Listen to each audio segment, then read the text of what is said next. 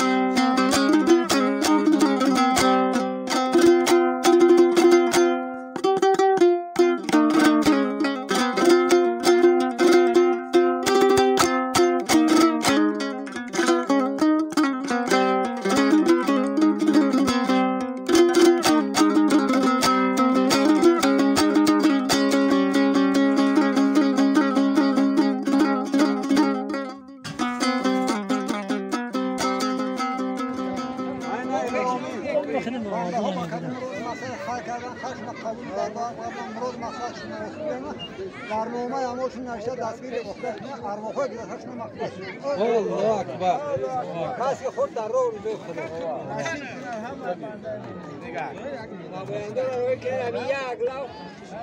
همشه نمیکنم یکی چی را؟ سربا سربا تو نه یا کاپوس کاپوس نه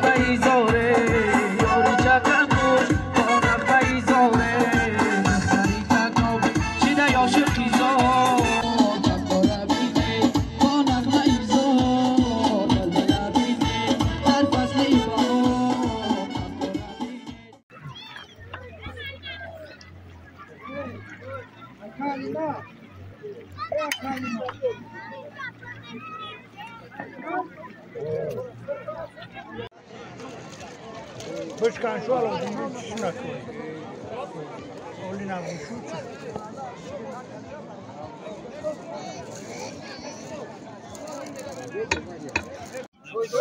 روزی بهار در روزی سعید روزی نوروزی که در تمام جمهوری تاجیکستان خدا هم به مراد و مقصدش برسه عمر دراز و برکت تن صحت وقتی خوشی وقتی تیجی امانی نصیب بگردن الله اکبر ای مردم شریف گویم صد سلام سلام سلام و درود به پایان خود را به کل مردم تاجیکستان به کل مردم دهیا و به کل شخصانی که عین حال اینجا حضور دارند رسانیدنیه.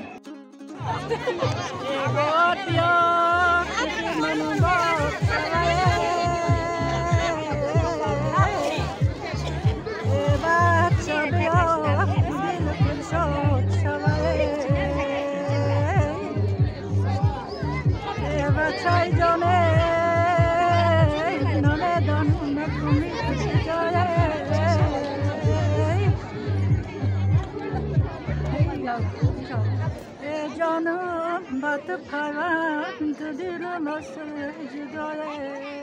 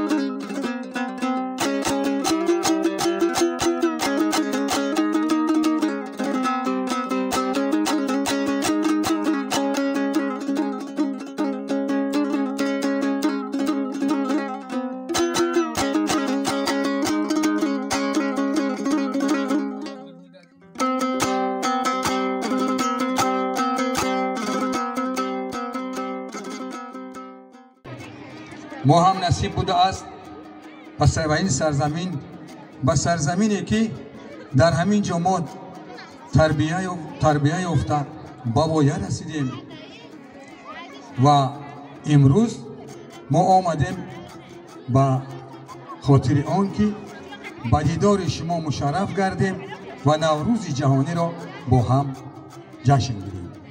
همین را یادآور شویم که از این سرزمین فرزندان برومند دیار بسیار در ساحه‌های مختلف جمهوری کار کردند، در آبادی کشور وطن عزیزمان سهمی مناسب گذاشتند. پیش از همه شما را این لحظه که در روبروی شما هستم صدقاً تبریک و تهنیت گفته و شما تن صحت، عمر دراز، وقت خوش، خانه آبادی، بخت و برار آرزو می‌نمایم.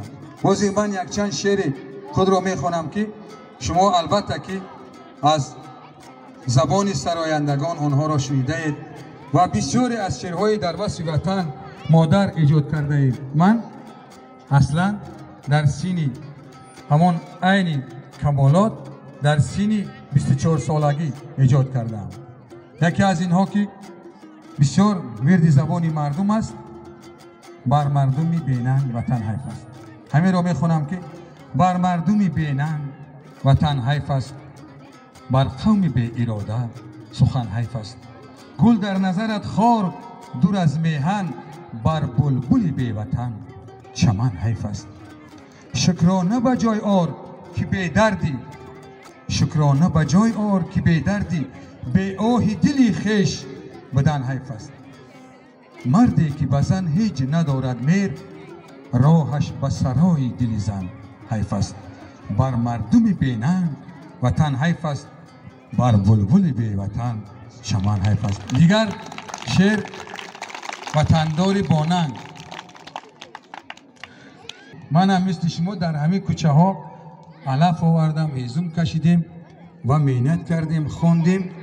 امروز باز به خلق وطن خود کوشش میکنیم که خدمت های خود را اگر کرده باشیم باعث سرافرازی و خوشبختی خویش میسازیم. دیگر وطنداری باننگ. کلان گشتم برای خاک چنگت، به زیر سر پری کوه از سنگت. کشد آخر مرا ننگی وطندار، فدا جان بر فداکاری بننگت. وطنخواه و وطنداری بننگت، بروی دیده مالد خاک چنگت. رسیدن تا به قدر آب و خاکت، رسیدن تا به قدر خیش باشد، رسیدن تا به قدر زندگانی شهی دور از وطن درویش باشد. وطنخواه و وطنداری بننگت، بروی دیده مالد خاک چنگت. همه گیرد به دل ننگی دلی من، شود همدرد و همرنگی دلی من. نبیتواند که سازد سیل بیجا، ز جای خویشتن سنگی دلی من. وطنخواه و وطنداری بننگت، بروی دیده مالد خاک چنگت. و خاطر شما خداوند همتون سربلند فیروز باشید. دیگر در بحث مادران عزیز، مرا تو در سفر زادی که دائم در سفر باشم. دعایم ده ایا مادر که تا دور از خطر باشم. چی بندم رخت از دنیا که به مهری است بنیادش، به دنیا مهر میبندم که تا روزی دیگر باشم. به صادق دیده میدوزی خدا رو سجده میآری، بروی دیده دنیا تو نوری بسر باشم. وقتی که مادر من از دنیا گذشتن شعری مادر بود رو ایجاد کردم، همین را میخوانم برایتون که به همین مضمون است. مرامی عمر هم دنیای باور بود، مادر بود که از هر صحبتش دلهای ما تر بود، مادر بود. همه فرزنده ها سرجم با هم گیردی دسترخوان، سری جمعی برادر بود و خواهر بود، مادر بود. به دنیا خانه ما بود ملک مهر و آسایش، نگاهی او بروی ما برابر بود، مادر بود. زی پا خار و زی سر صد درد را او رفت میگردان، دوا بخشنده دردی دل و سر بود، مادر بود. بگشتم انجمن آرا و آخر خوب دانستم، مرا در زندگانی خوب رهبر بود، مادر بود، مادر بود، مادر بود. بار دیگر هر روزتون نوروز بود، هر روزتون فیروز بود. استاد سفرمند ایوبی شاعر خلقی تاجیکستان با همین فرجام میدیم سخن را که گفته اند که ای خداوندی زمین و آسمان، تو به نوروز دیگر ما را رسان. الهیم که همتون صحت سلامت سربلند و فیروز باشید. تشکر برای دقتتون. هزاران رحمت. باشید.